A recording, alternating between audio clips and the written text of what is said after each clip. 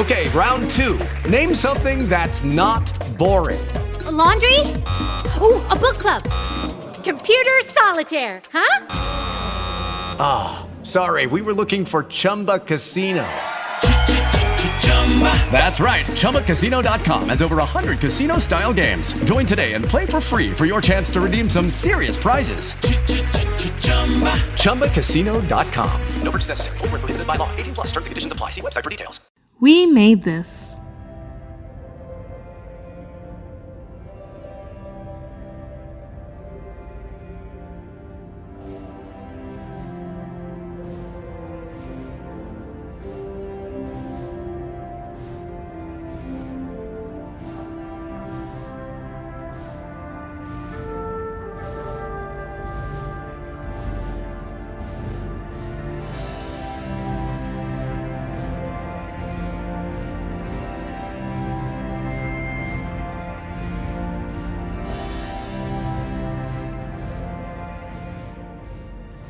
Hey, welcome back everyone. I'm your host, Mike Slamer, and with me recapping Season 2 is my friend Ian Buckley. We were really hoping to get some new Discovery news from the San Diego Comic-Con at home, but alas, it wasn't meant to be. In my opinion, I've got a good feeling they want to keep all the media and hype focused on Lower Decks, of which we did get more of a glimpse of. So, without further ado, let's jump to it. Black alert.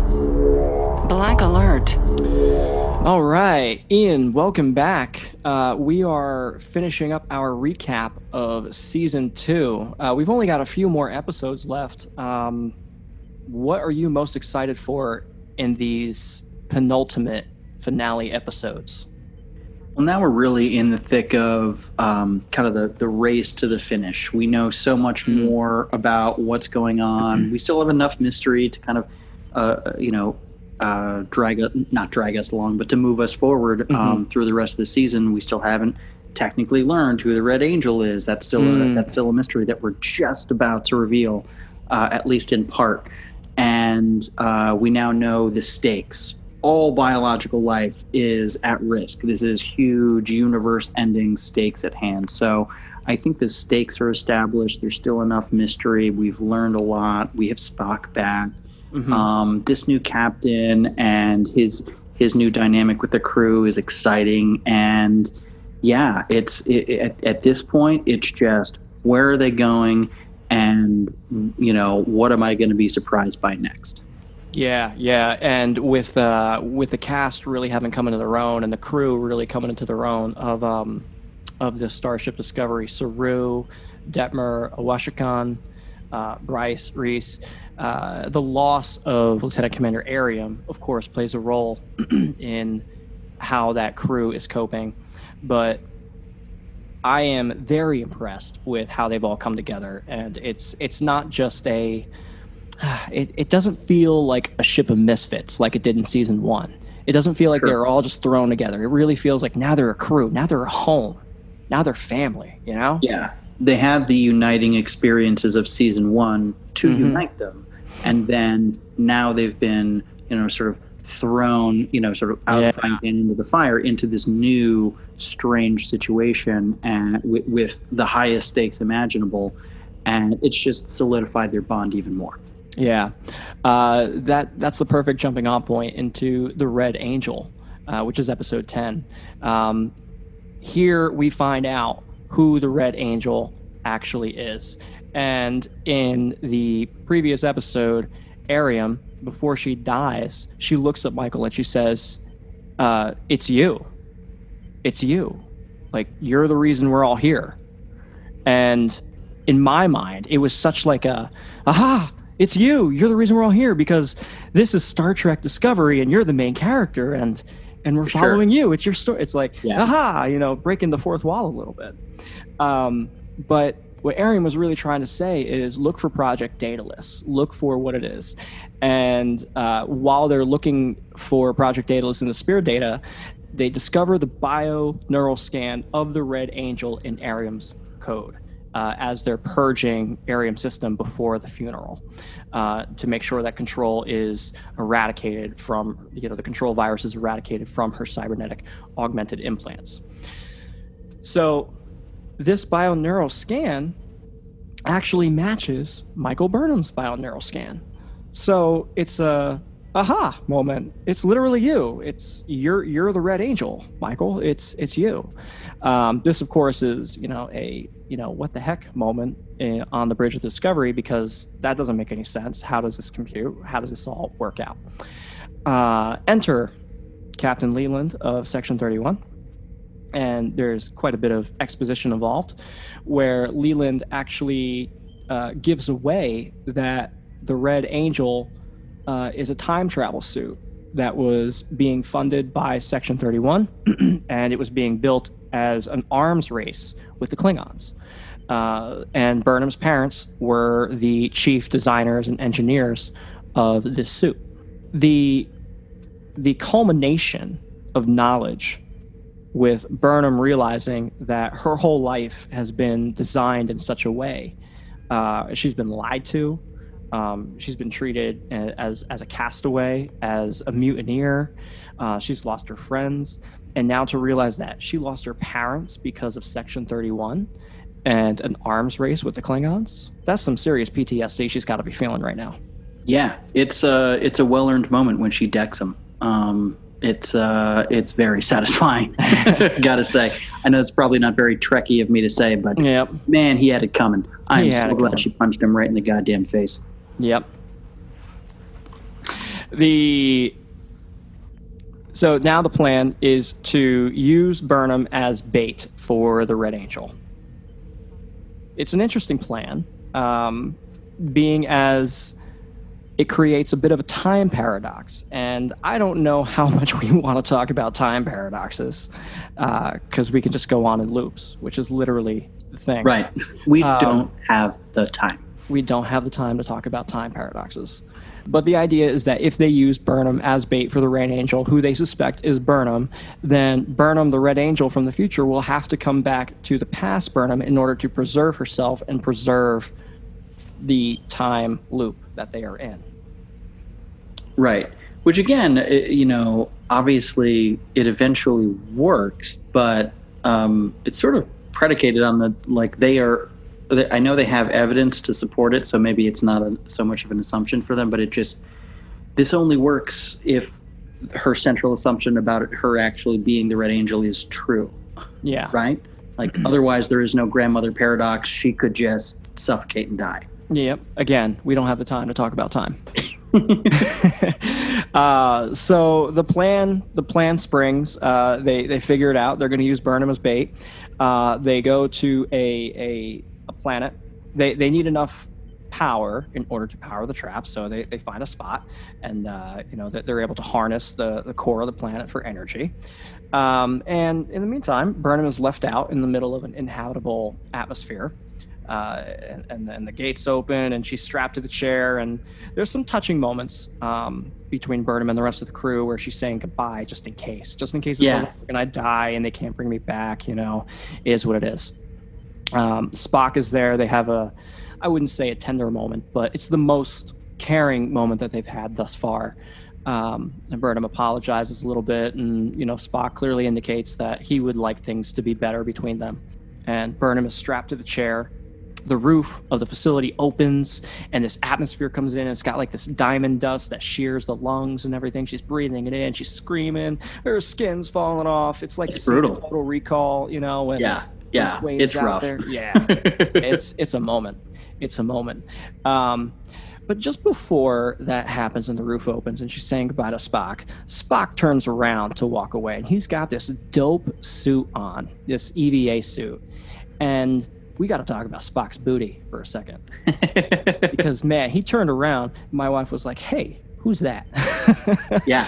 Oh, yeah. Hello. No, that thing does wonders. That's Starfleet's ass right there. Yes, Starfleet's ass there. I love the costume design. It's both grounded and realistic, while at the same time still sharing those elements of original Star Trek, where it's kind of like primary colors and muted tones a little bit, and the tunics. They do a pretty good job of at least picking, like a couple of other uniforms that they can, have connective tissue with. Like, I think for me, these are most reminiscent, especially as having recently watched it, of like the Enterprise. Yeah. The color, and like there's the little indication of like the department you're in and rank, but it's basically just these blue jumpsuits. Yeah. Sort of reminiscent, of the Discovery era uniforms, and it'll be interesting. I'm assuming all the Strange New World uniforms are going to be your sort of classic red, yellow, blue. Yeah. There's no way they can deviate from that, or the fandom will be at CBS's doors. Yeah, there will be literal riots in the street. Yeah. Of all the uniforms, I do love their take on the classic primary color uniform. Yeah, it's really good. I like it a lot. I think it's my second favorite uniform. Judy was boring. Hello. Then Judy discovered ChumbaCasino.com. It's my little escape. Now Judy's the life of the party. Oh, baby, mama's bringing home the bacon. Whoa, take it easy, Judy. The Chumba life is for everybody. So go to ChumbaCasino.com and play over 100 casino-style games. Join today and play for free for your chance to redeem some serious prizes. ChumbaCasino.com. No purchase necessary. Void where prohibited by law. 18+ terms and conditions apply. See website for details.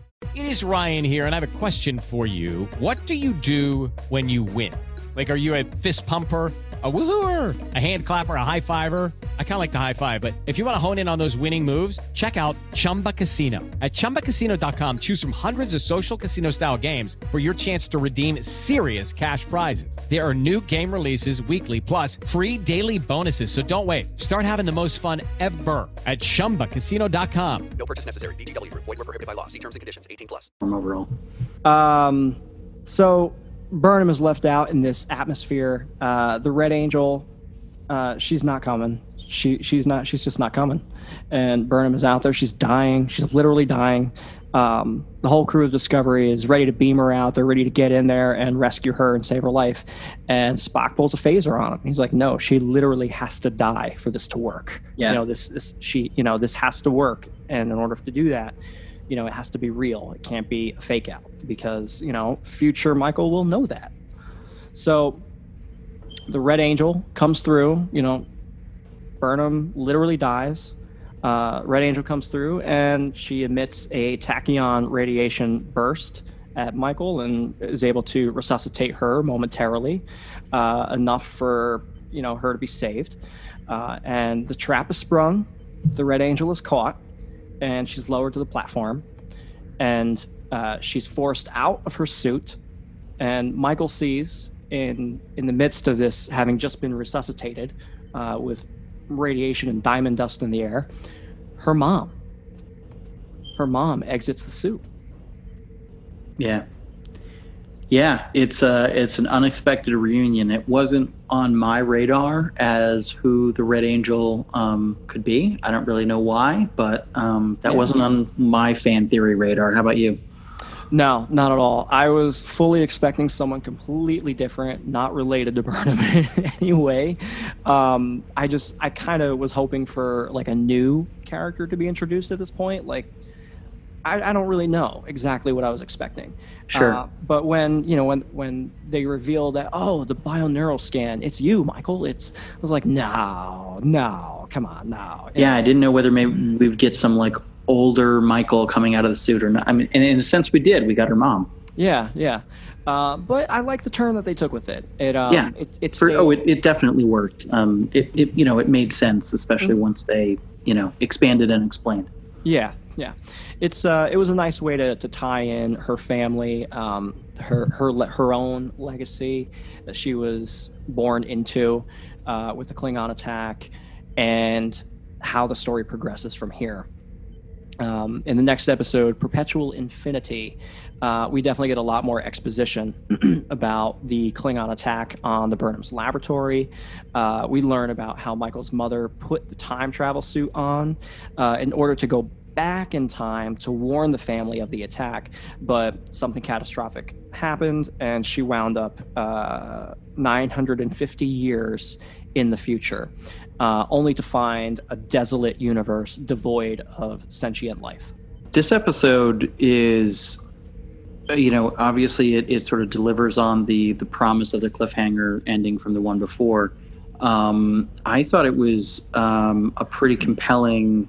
I know it's not a full answer to the sort of the mystery box of the season, because the signals, she doesn't know what Michael's talking about when she brings up the signals, which was, when I was watching the episode, I was like, oh, okay. So like, she clearly doesn't know everything that's going on. So there's still something that we're not quite getting. We're still not getting the full picture, but we've got much more of it now, and it works on a it works for me, at least, watching it.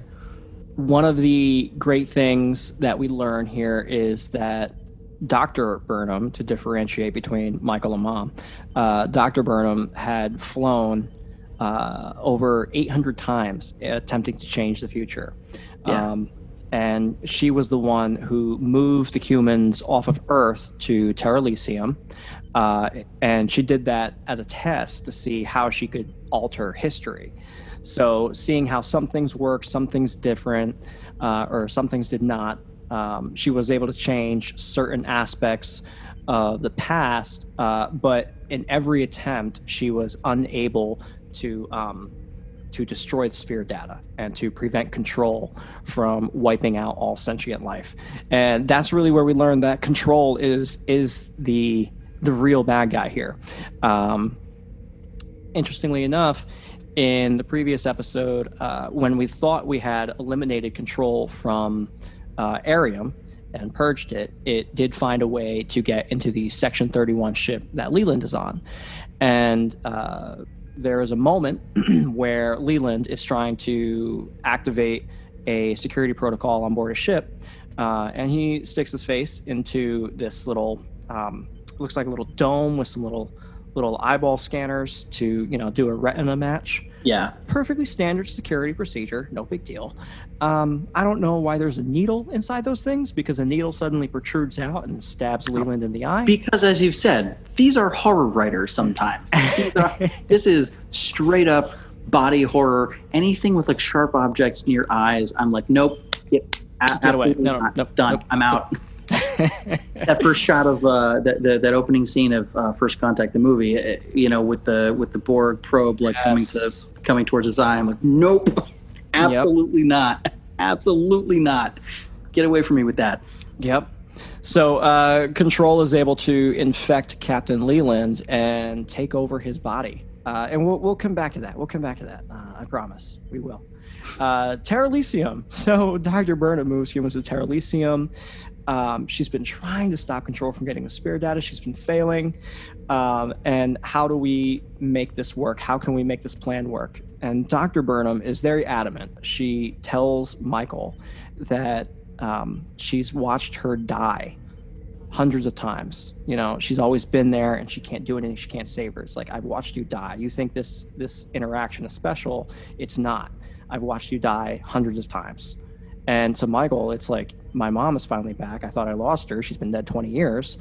Now she's back, and she's saying she doesn't want to talk to me. That's pretty depressing. Yeah. Yeah.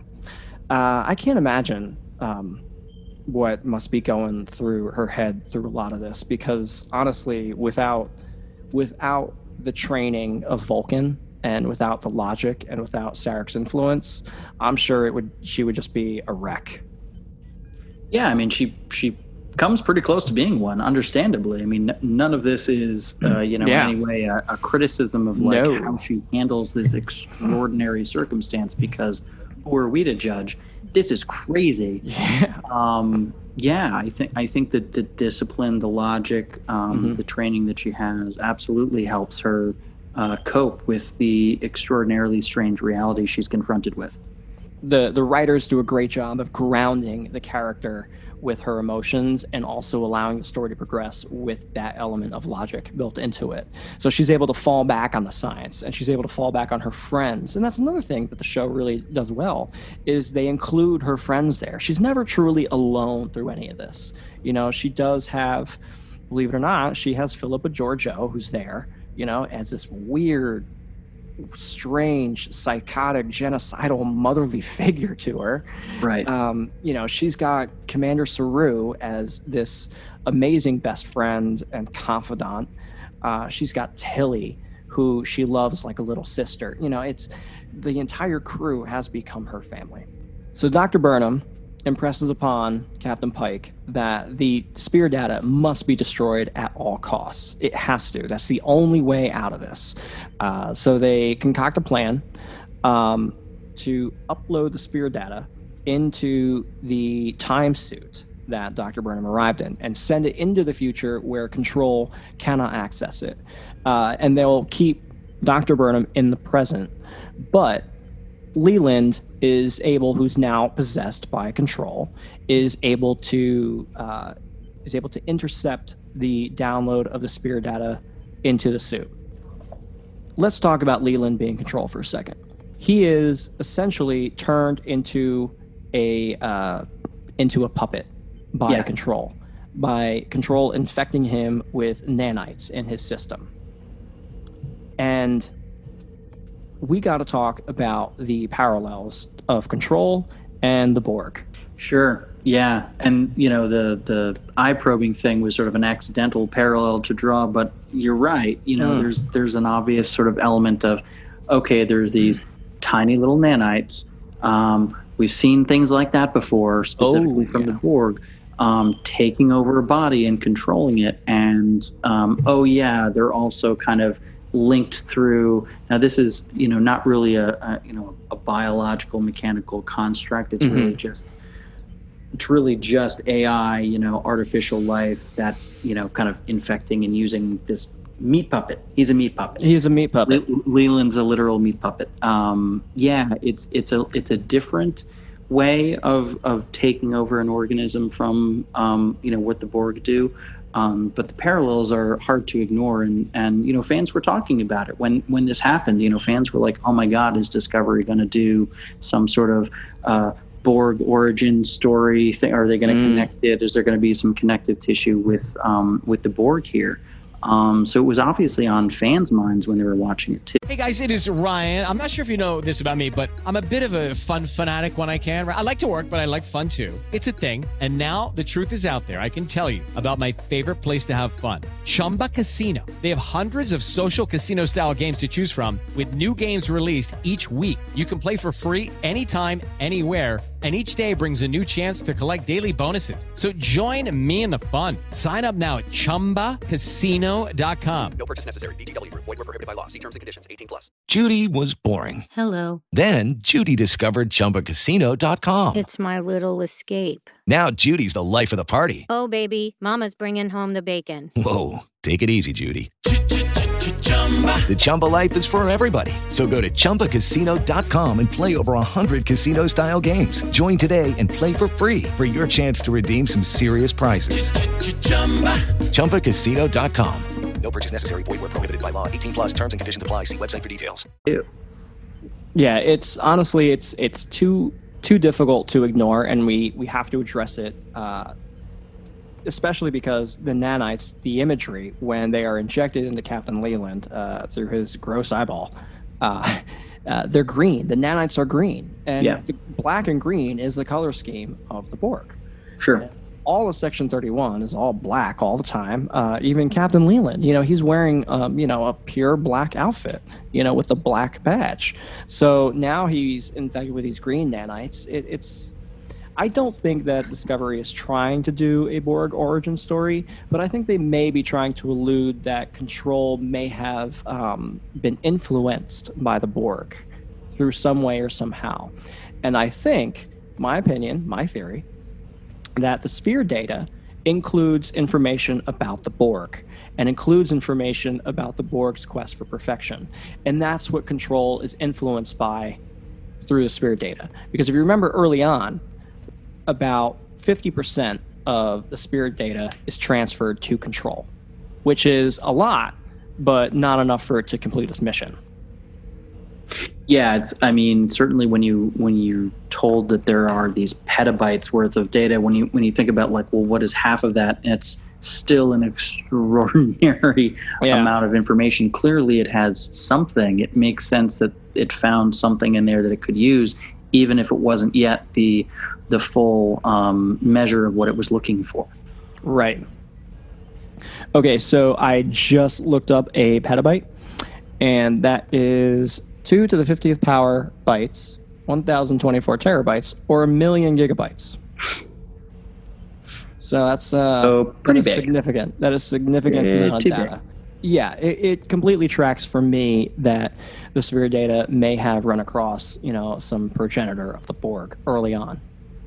Yeah, or other similar sorts of life forms. I don't think we ever really got a full explanation of, I'm thinking of the motion picture where Spock has the vision of a planet of machine men.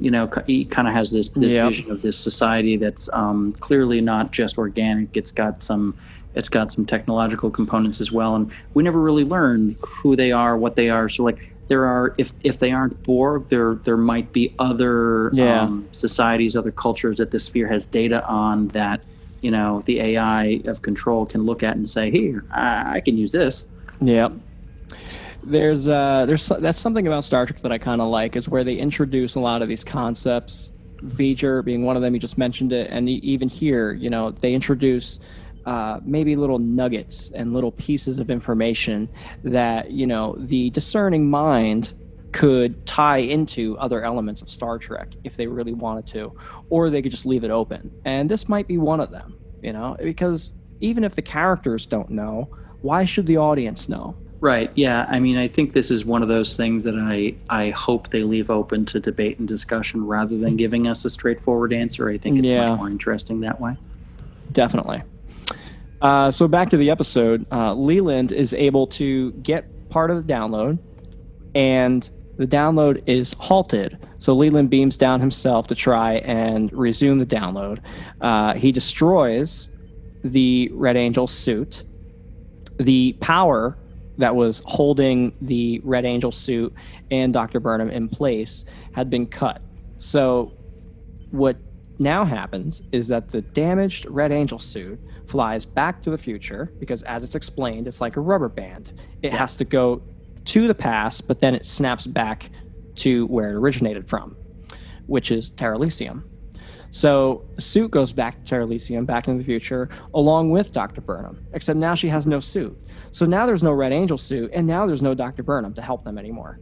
So, Leland has essentially cut off any hope that Discovery has of resolving with the help of the Red Angel. Yeah.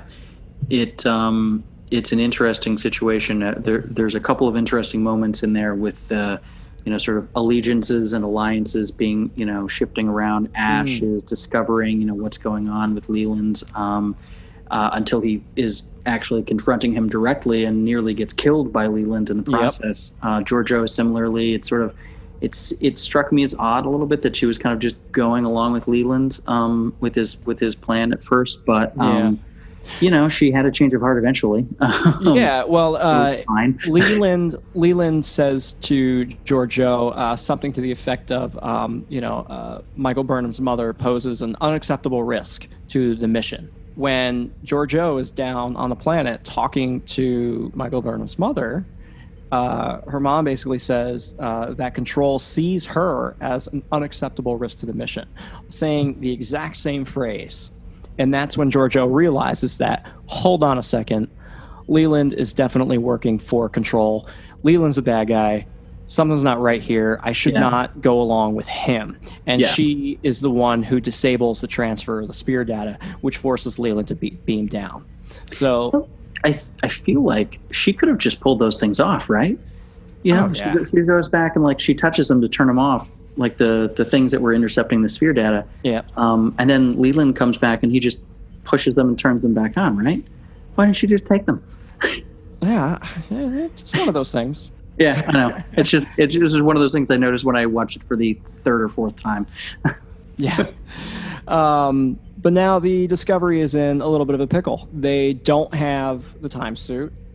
They have no idea what they're going to be doing. And next thing you know, there is a new signal in the sky that appears in Klingon space. And this leads us to Through the Valley of Shadows, which is the 12th episode of the season. This episode is definitely one of the more amongst the heart-wrenching of the series.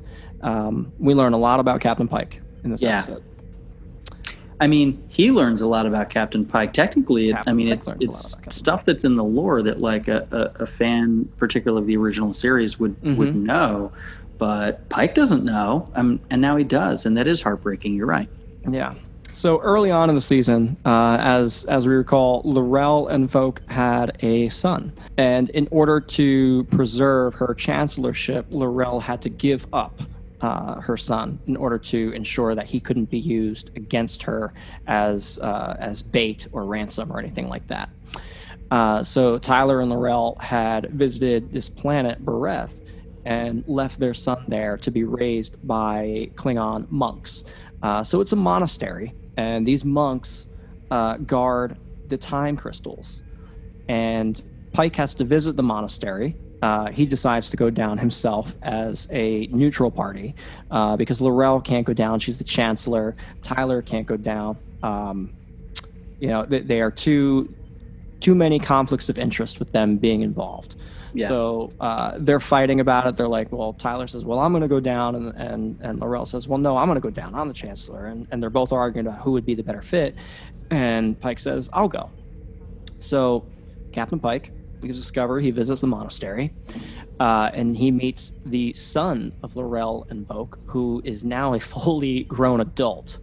And this Klingon, he explains that life on Bereth is affected by the time crystals, and time moves more as a fluid than as a linear construct.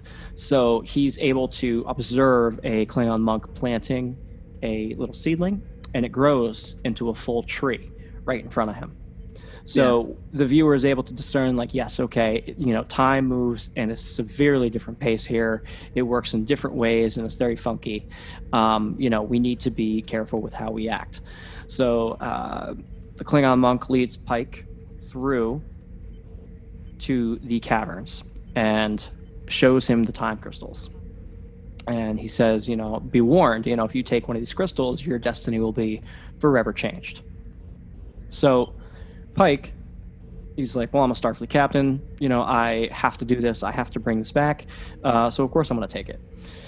He touches the crystal, and he sees his future. Yeah, he sees the, the accident that we all kind of have heard about as Star Trek fans, but we haven't actually gotten the chance to see, where his face is basic. I mean, we see in close-up, like, his face is melting. It's bad news all around, and he's in that, sort of the classic, the wheelchair sort of situation that they have him in. But yeah, he gets hurt doing what else? Being a goddamn hero. Hero. Saving a bunch of cadets during some sort of a training accident. It's horrifying. And again, like, to your point, the writers and directors on the show are really leaning into some of the horror elements sometimes when they had the chance to. I mean, it's the unknown, and the unknown is scary. It's horrifying, and I think that's what really speaks to the optimism and the hope in Star Trek is these officers, they look at it, they see it, and they fight it, and they face it head on, and they show us the best of ourselves.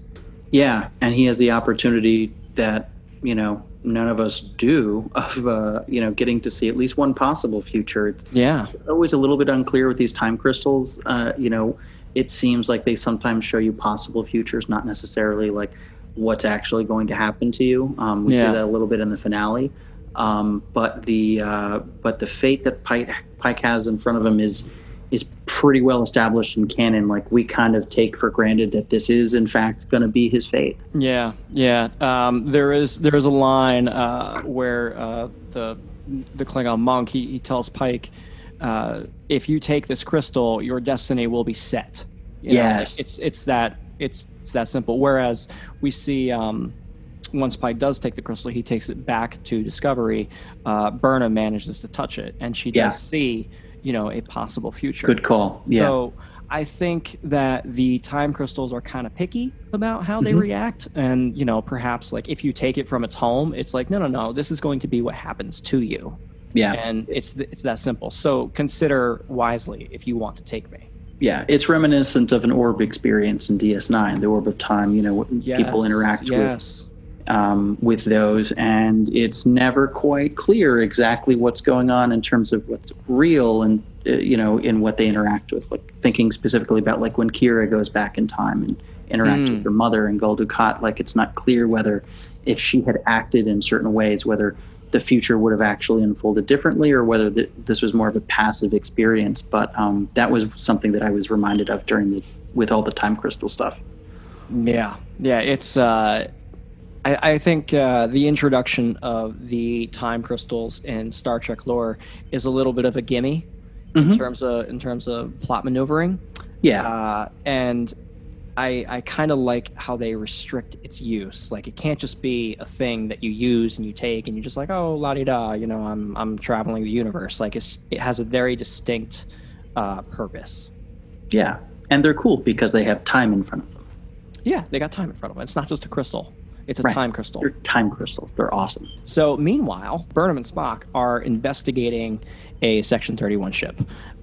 So after the reveal of control, all the Section 31 ships, we learn, are supposed to check in at certain times. And Admiral Cornwell reveals that this particular ship did not check in when it was supposed to. And then it checked in 10 minutes after it was supposed to. So what exactly happened? And the suspicion is that, what if Control made it on its way to another Section 31 ship? So they investigate, and they find all of the crew dead, spaced, except for one, who turns out to be an old colleague of Burnham's, a crew member of the Shenzhou. So naturally, everyone is tied to Burnham. Yeah. And she meets her old friend. They board the Section 31 ship. They restore power.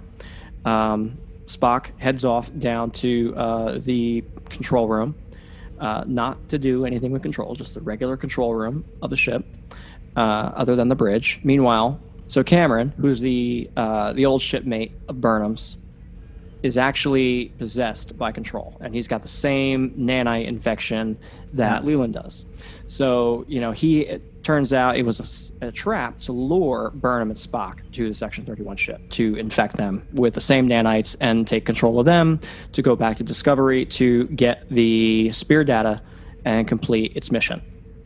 Spock is able to stop Cameron. He's able to reprogram the ship deck to become one giant magnet and suck all the nanites right out of him. And it's combined with Michael firing her phaser on set to kill repeatedly into this poor guy, enough to the point where it just burns a hole straight through him, and all the nanites just kind of pour out of this gaping hole in his chest. Good to know you can actually kill these things, though. It is, yeah. It requires a really, really big magnet. Yeah, a little bit of foreshadowing. It is a good moment, yes. So Spock is able to stop control. Michael is saved. They manage to get back to Discovery.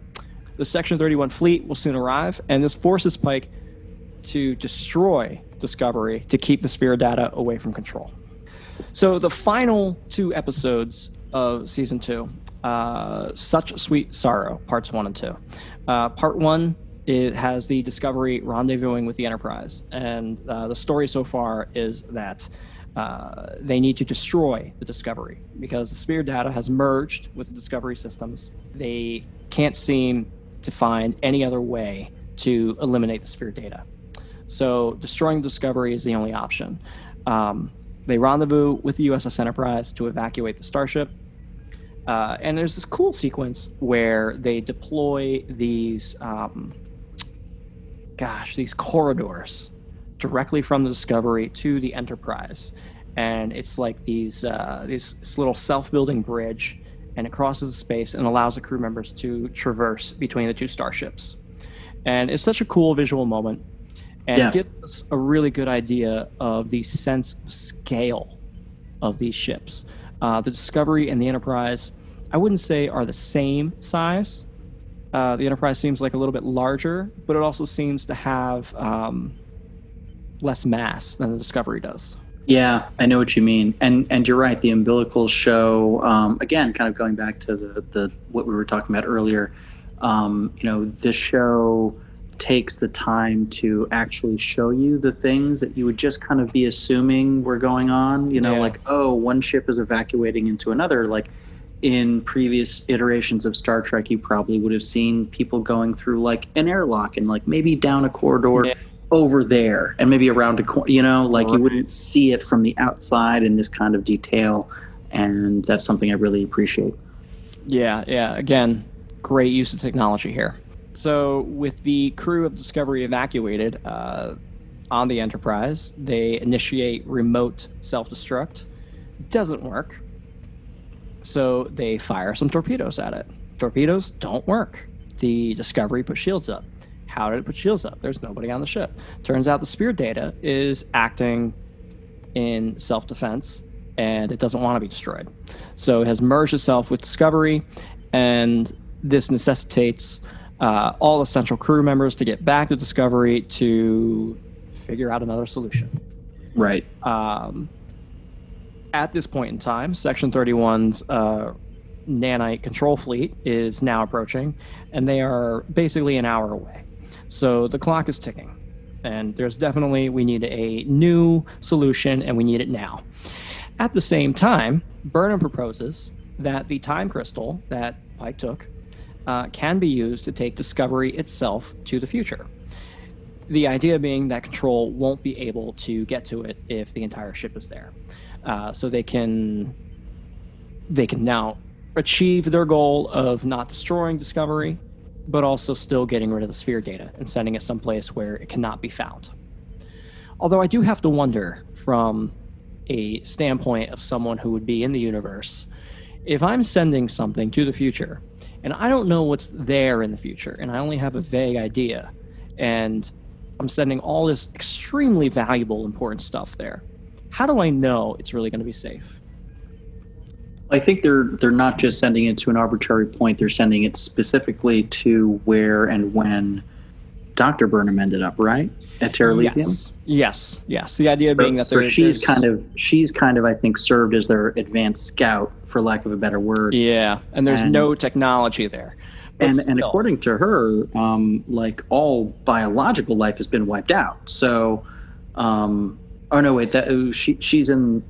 I realize that when they jump to the future, that's not going to be true. Mm-hmm. But I think from their point of view, that's sort of what they're looking at. It's either we're going to jump to the future and this won't work and there won't be any threats around because there's no one else left, or we'll jump to the future, this will have worked and Control will have been neutralized. I think for them, it's probably an either-or situation. Yeah, that's a good point. So the plan now is to build a copy of the Red Angel time suit, install the time crystal, and lead the ship through the wormhole. At this point, a new signal appears, and that leads the Discovery and the Enterprise to the planet Zahea, which is the planet of, if you watch the short trek featuring Tilly, this planet is sitting atop. It's so difficult to talk about this without having to talk about the short trek. And I don't want to get into the short trek just in case listeners haven't quite gotten there yet. Right. So Tilly befriends a brilliant engineer by the name of Poe, who happens to be the ruler of the planet Zahea. And Tilly helps out Poe with some personal issues, Poe didn't really want to become the ruler of the planet. Step into the world of power, loyalty, and luck. I'm gonna make him an offer he can't refuse. With family, cannolis, and spins mean everything. Now, you wanna get mixed up in the family business. Introducing The Godfather at ChumbaCasino.com. Test your luck in the shadowy world of The Godfather slot. Someday, I will call upon you to do a service for me. Play The Godfather, now at ChumbaCasino.com. Welcome to the family. No purchase necessary. VGW Group. Void where prohibited by law. 18+. Terms and conditions apply. But then, Tilly helped her work through her feelings on the whole thing, and now they're best friends. Don't worry about how it all happened. So Poe arrives, and she helps the crew of Discovery put together a plan to house the time crystal and power it with enough energy to accomplish their mission. So, interesting use of the signal here to bring the Discovery to another place that they can find something or someone who can help with this problem. I found it interesting, even when I was first watching it, that all the signals seem to be very purposeful in where and when they arrived. So it wasn't random. They'd always appeared above a planet or a situation that was in dire need, and Discovery always took something away from that situation that made it better for them. There was always a piece to the puzzle. Right. So certainly when Dr. Burnham said she didn't know anything about the signals, there was an aha moment for me. And I think for a lot of viewers in general, because one thing I really like about Discovery is that all these little plot threads, they weave together and they keep dropping these hints. And they don't stop dropping them either. They'll constantly repeat. They'll constantly say, like, here's the next signal. Here's the next signal. Or, they'll go into it in detail and talk about the science a little bit. And they'll mention little things. And it's sometimes it's blink and you miss it, but other times it's there. Yeah. So at this point, we realize that the plan is to send the Discovery into the future, and Michael Burnham is going to lead them there. So there's a very tearful goodbye moment on the bridge of the Discovery where Burnham is saying goodbye to her friends, her colleagues, her family, and everyone is a little teary-eyed, and it's a great moment. Some of the Discovery's crew at this point, they decide they want to stay on board Discovery. They want to help. They're not just going to leave. They're not going to go to the Enterprise and just hit the eject button. They're going to stay on the Discovery. And they confront, Tilly confronts Michael in her quarters as she's packing up. And Tilly says, listen, I can't believe you were going to leave without me falling at your knees and begging you to stay. And it's just, tears are on her face. Everyone's crying. Everyone's emotional. Yeah. And unlike other series of television where they try to build up this big emotional moment and they try to earn that payoff, this really does it for me, because I really feel they earned it. I was definitely pretty upset to hear that she was going to be going into the future. It's just like, you want your characters to succeed, you want them to win, and this didn't feel like winning. That's interesting. Yeah, I mean, I certainly felt like as I was watching it, as it was airing, the stakes felt, obviously the stakes were massive, right? We're talking about the fate of the universe, everyone's going to die. But the stakes for the characters on an individual level, on an emotional level, felt earned, and they felt real. And that Michael's saying goodbye to Ash for the last time. That relationship's over. That they're most likely never going to see each other again. Like, that's real within the context of the show. Yeah. Those moments, even though I think some fans maybe expressed a little bit of frustration with the sort of, oh my God, we're rushing to this conclusion, and then we're taking time to have all these character moments. But the moments themselves really pay off. Yeah. And it builds on, again, that's the advantage of serialized storytelling. You can do this, but it builds on all the groundwork that they laid up to this point. Yeah.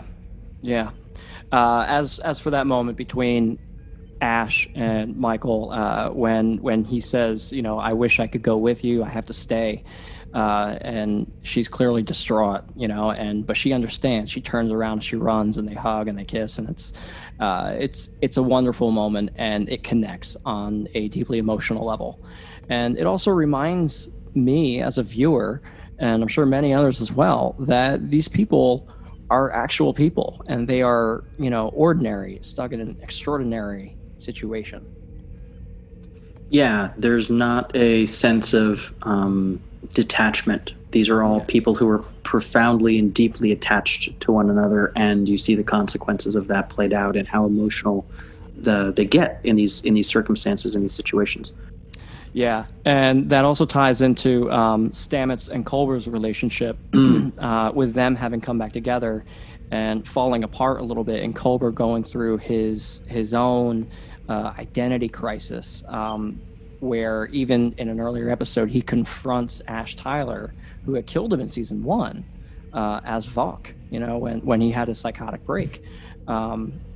Dr. Culber confronts him in the galley, and they fight it out and they struggle. And Dr. Culber looks at him and he's like, I don't even know who I am anymore. And Ash looks back and says, who do you think you're talking to? Like, I don't know who I am, And when Culber sits down with Stamets in his quarters and he moves out and he tells Stamets, like, I don't understand what this is. I can't feel myself anymore. I don't, I have the memories, but I don't have the feelings. Stamets is obviously distraught. He was gifted the love of his life back into his life. It's a miracle.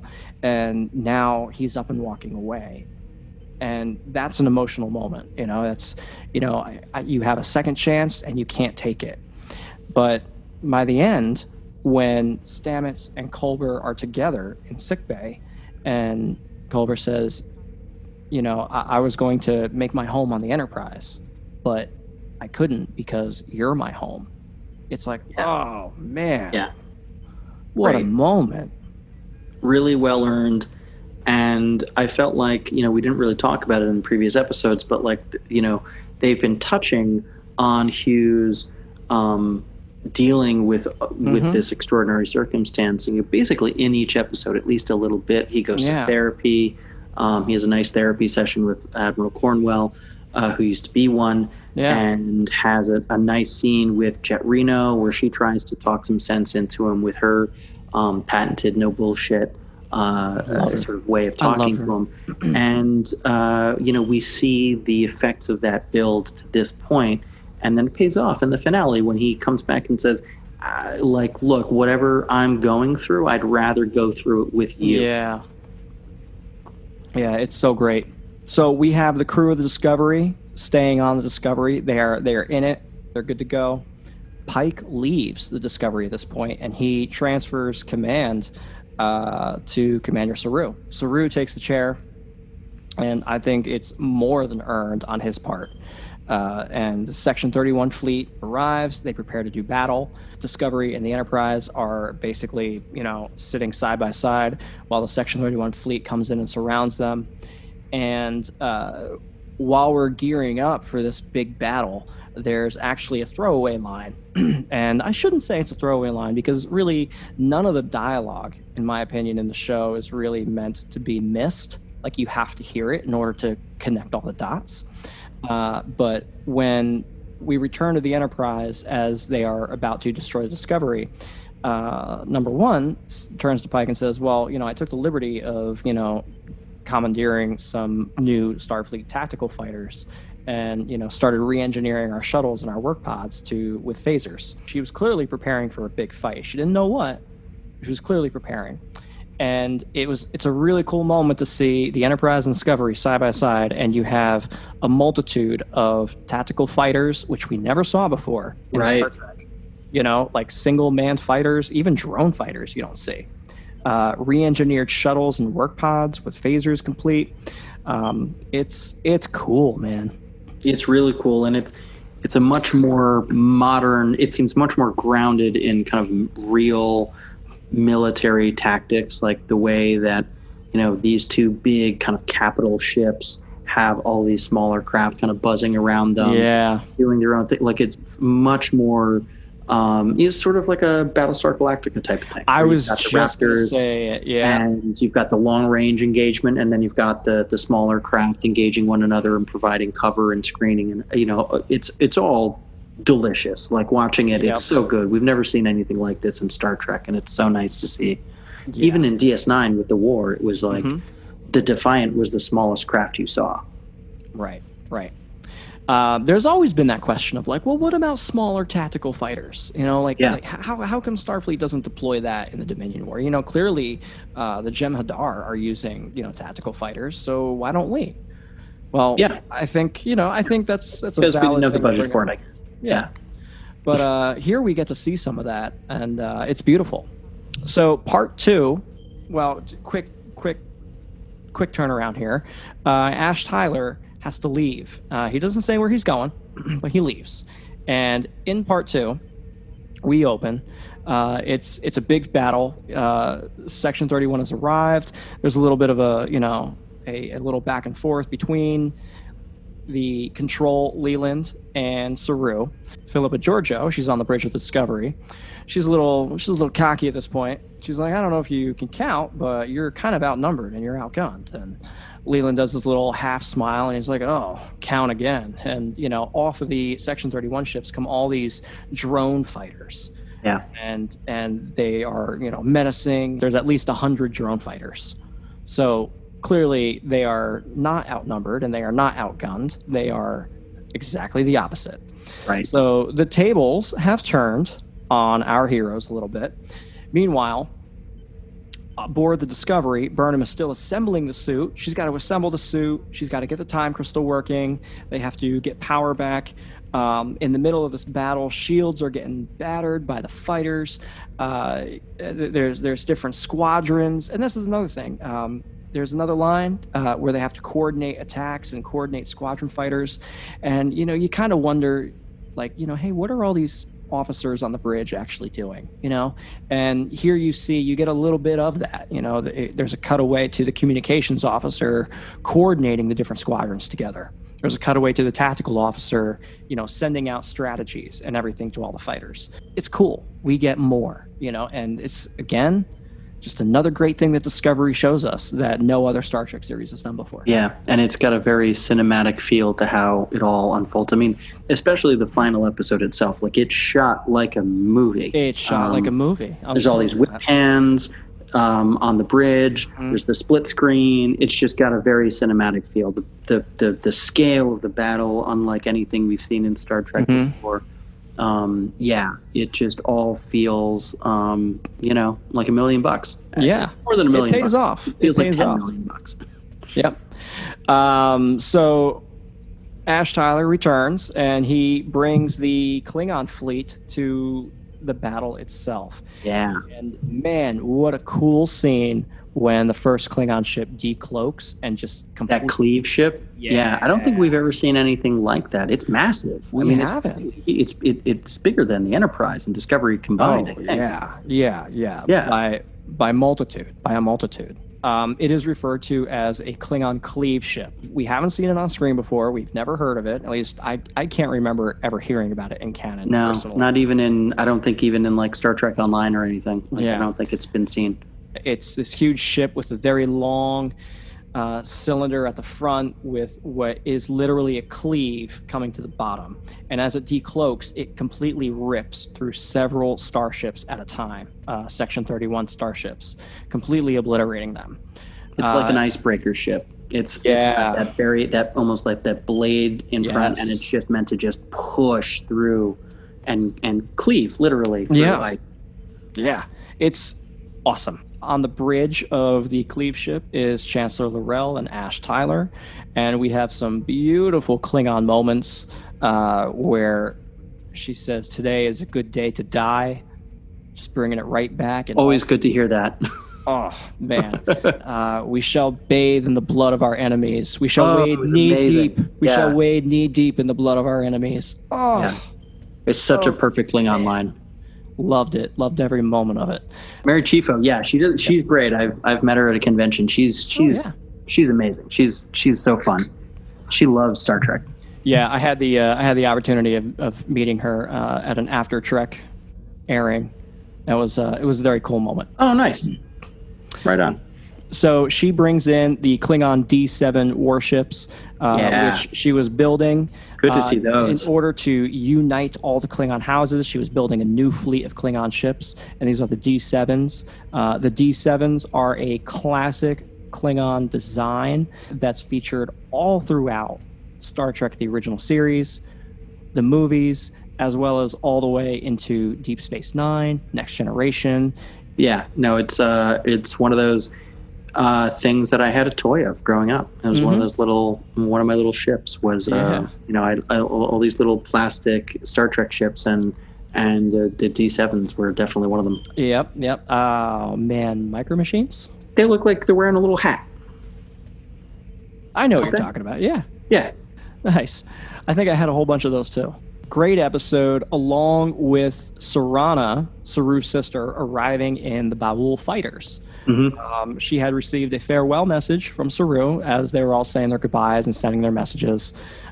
Really great moments with the Baul fighters arriving along with the Klingons to assist. And they bring a lot of small craft with them, the Baul fighters. I know that there was a lot of chatter in the fandom about how the Kelpians could learn how to pilot these Baul fighters after being basically a subservient prey species. But again, it's proven in the series that Kelpians are incredibly intelligent. And once they evolve, there's basically no stopping them. Yeah, and we have cars that drive themselves now. Why? Like, that's another thing. It's easy to imagine there's some extension of like the technology in the future. Like, these things mostly drive themselves. Like, he's not actively having to like be an ace pilot. Those days are long behind us. Those days are behind us today. I don't think in Star Trek's future that we need to worry too much about ace piloting skill for every single ship we encounter. Right.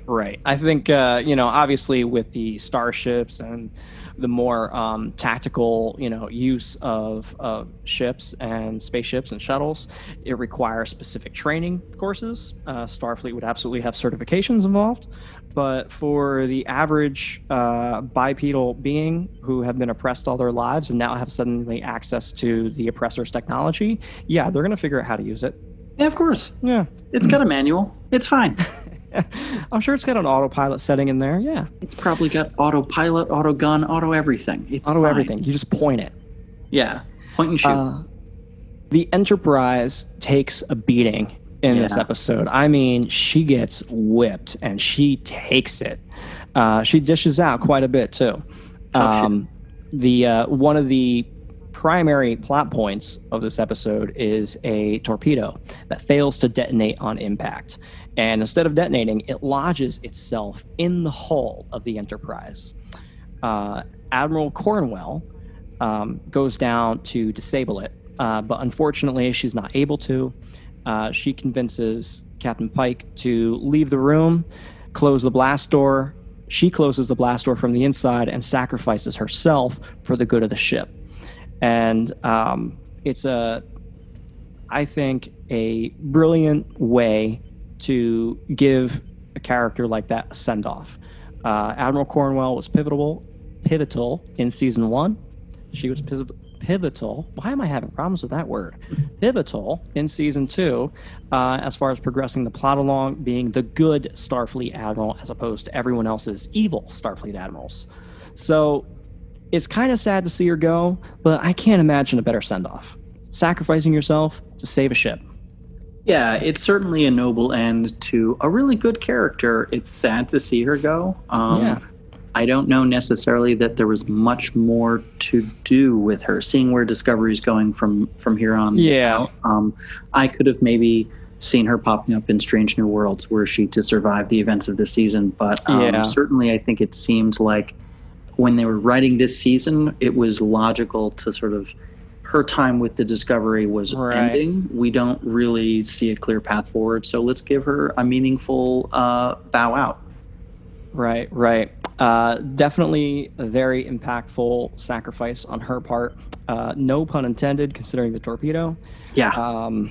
And blows a crescent out of the front of the Enterprise. It blows a crescent.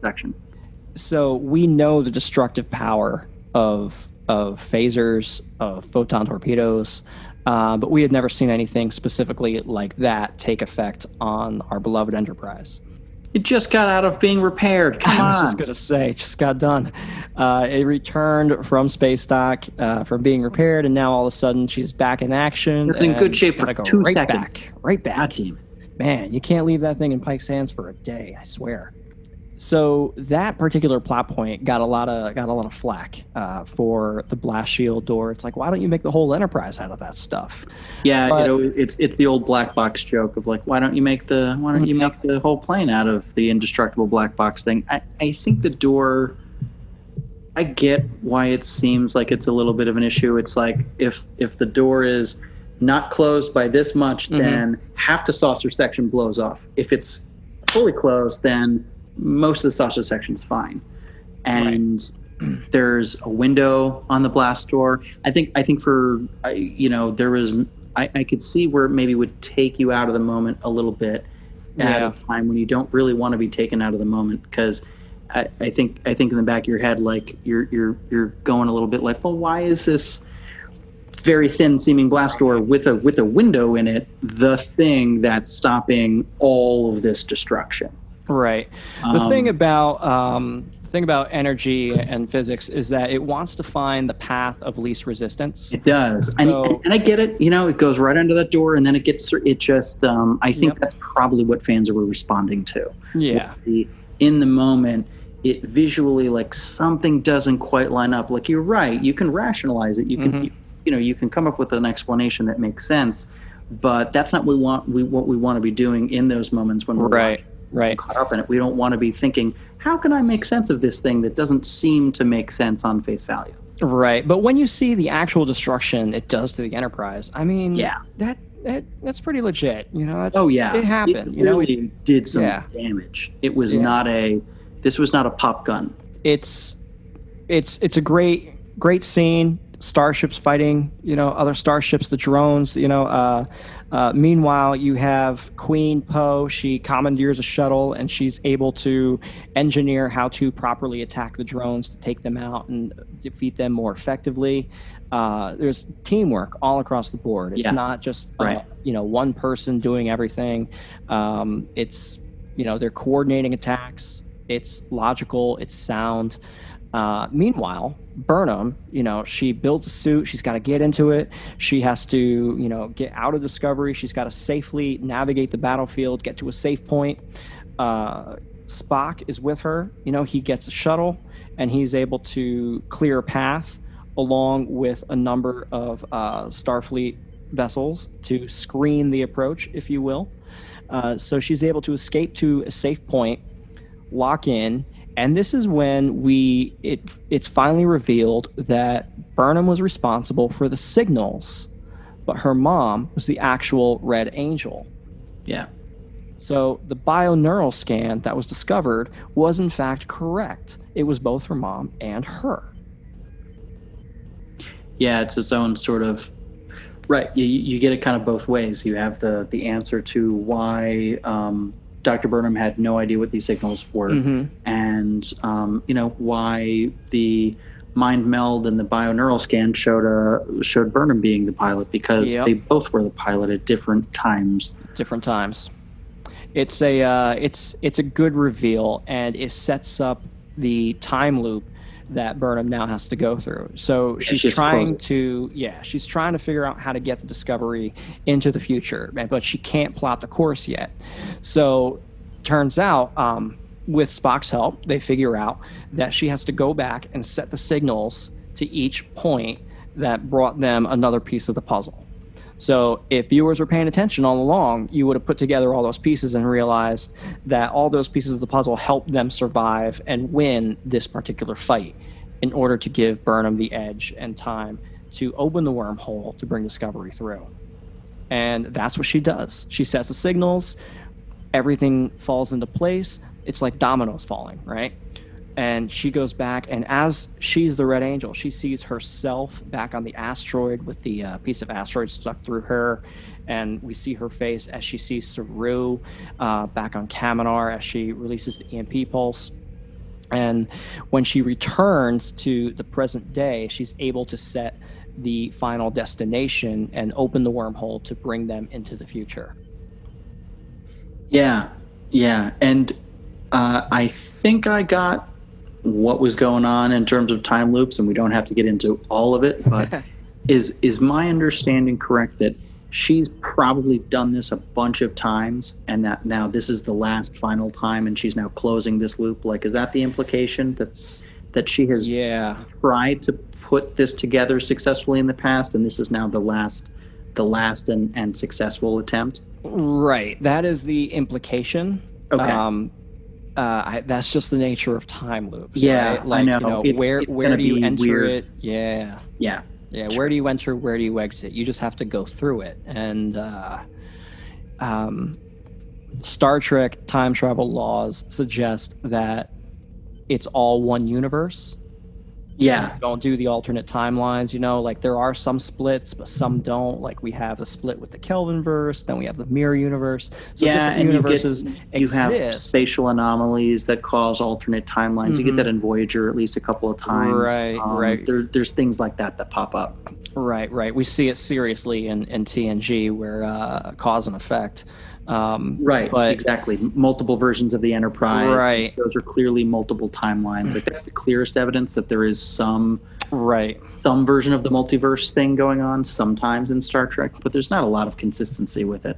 Right. It seems like the laws of the Star Trek universe tend to keep them tied to their own universes. Yeah. So it could also be, some time crystal shenanigans at play here, wherein it demands that the loop be completed before progressing. Right. So there's a good amount for season 3 to work with. So she's able to open the wormhole and Burnham and the Discovery fly through, but not before a very tearful goodbye with her brother Spock. They share a great moment at the end. Spock is in the shuttle. The shuttle is disabled, and he has to be beamed aboard the Enterprise. He was originally going to go with Discovery, but instead he beams back to the Enterprise to continue in this timeline. But there is a very tearful goodbye moment, and it's, I got to admit, kind of got me. For sure. I mean, it ties thematically. They're resolving faith and logic at the same time as brother and sister are reconciled. Yeah. And you bring up faith, and that's a good point. Michael looks at him kind of bewilderedly, and she's like, "You're asking me to take a leap of faith?" Yeah, one that's only logical. It's only based on all of the things that they've seen and experienced up to this point. Yeah. It's like, hey, everything we've learned is pointing to this probably being the solution. Like, I can't tell you for sure that it's the solution, but take a leap of faith. And she does, and it works. Yeah. We think it works. We haven't seen season 3 That's yet. true. Season 3 is coming. It's a beautiful moment, and it's the last moment that we really have with them. Captain Pike hails the Discovery as it's flying through, says farewell, goodbye, my friends, my family. It's a great moment. And for folks listening, if you binge watch this series, it will pay off, because all those emotional moments really pay off. When the show first aired and you're following it week to week, those emotions don't really they don't connect nearly as well from episode to episode. Like, the serialization of Discovery demands binging, and I feel like it really pays off on I'm inclined to agree. I was sort of surprised. One of the things I was worried about on the rewatch was that since a lot of this season is reliant on the kind of the mystery, that maybe it would suffer on rewatch. But I actually think that binging it enhances the experience, like you were saying, and a lot of these emotional beats hit much more powerfully when I was watching something pay off that was, it was from 2 episodes ago, but I just watched it, as opposed to it being 2 weeks ago. Yep. And additionally, you can pick up on a lot of the clues on the signals, a lot of the clues on the Red Angel as you're going through, and the clues of who Control really is and where it starts and where it's going. Like, there's little hints dropped in here and there. Binging it is so worthwhile. Yeah, I'd say so. Yeah, so the series closes, interestingly enough, back in San Francisco, same as season 1. We're back in San Francisco. The crew of the Enterprise is being questioned, interrogated by, a faceless admiral, presumably. Sure. And they all have the same story to tell. Discovery was destroyed in the battle with Control. It got blown up. We don't know what happened to it. It got destroyed. We don't know where the crew is. Michael Burnham is gone. We don't know nothing. Stop asking. Number one puts on a great attitude. She's like, ugh, come on, this again? Like, for the 17th time. Yeah, she's great. They all. I definitely like this sequence. It's a fun little way for us to put a bow on the season, kind of explain away, some of the fan questions about like, why haven't we heard about this amazing, discovery with its incredible spore drive? Why haven't we heard about any of these people before? Exactly. Now we know. Like they were just wiped from the record, and by the time we get to like the 24th century, everyone who knew about them, except for Spock, is dead. Yeah. And it's all on Spock's recommendation. So in order to prevent control from ever happening again or something like it, Spock recommends, everyone involved in the incident is ordered to never speak of it, never log it. It's erased from the logs, the records, in general. So that way it can't be resurfaced later. If another control or control-like entity happens to be searching for it, it won't find it.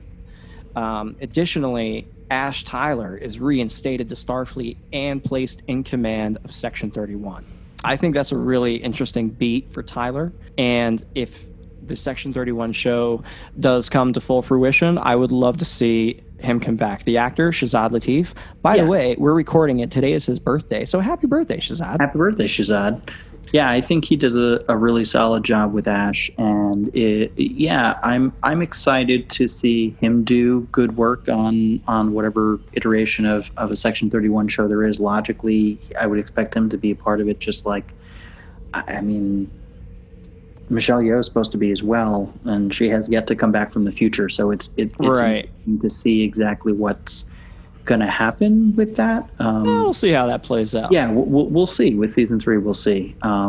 Because it was sort of left established that, this was going to be a one-way trip, where presumably if the section was still happening, then like maybe they do find a possibility of coming back, which I kind of hope they don't. I kind of hope they just stay in the future. Yeah. And at the very end of the season, the Enterprise detects the 7th signal, which is the signal that Michael Burnham told Spock that she would send to let them know that they arrived okay and that they were safe. Is she sending that from Terra Elysium? She's sending it from Terra Elysium. It's one of those you have to use your deductive reasoning skills to figure that out. I had to watch it, and I rewound it twice, and watch New Eden. The signal appears over Terra Elysium, which is 51,000 light years away in the Beta Quadrant. Yeah. And that number is repeated at the end of the finale. Yeah, So no, they do. 51,000 light years. Yep. I guess the question is, the 7 distinct signals, did they not recognize that 2 of them were happening at the same point or very close to the same point? That's a good question. That's a distinct signal from the one that brings them to Terra Elysium the first time, right? Right. That's true. That's a good point. And I don't Because I feel like when we see the 7 signals, they're all spread out. Yeah. I don't know. Just occurred to me. That's a good point. Well, hey, that's time for another rewatch, so we can pick up on that. Maybe we'll see in season 3. Yeah. But that wraps it up for season 2, and the crew of the Discovery are truly boldly going into the future. So we'll see where they go with that story. I think that there's a lot of opportunities for Discovery to kind of reset itself in terms of characters, in terms of who's going to be the new protagonist, who's going to be the new antagonist. We know from the season 3 trailer that Burnham is spending a lot of time by herself. So in my professional theoretical opinion, if you will, I think she arrives in the future before the Discovery, and she has quite a bit of time to wait for the Discovery to show up. So I think we're going to be seeing a little bit of Burnham by herself, trying to figure things out and where she is and what's happening and where's the Discovery, why are they not here yet? And I think we're going to see a little bit of the crew having issues getting back to wherever Burnham is. Yeah, it'll be interesting to see kind of what exactly happened in terms of them getting separated, since they were, following her, presumably, they thought they were going to the same time in the same place. And obviously, we don't know for sure, but the implication seems to be from the trailers and what we're hearing that they are in fact separated for a substantial amount of time. And it's interesting to see what really causes that, because that certainly isn't what we're kind of led to believe at the end. We're sort of given this ending that's like, okay, well, they made it. Things are okay. It's fine. And to find out that isn't in fact what happened is interesting, and will be interesting to see.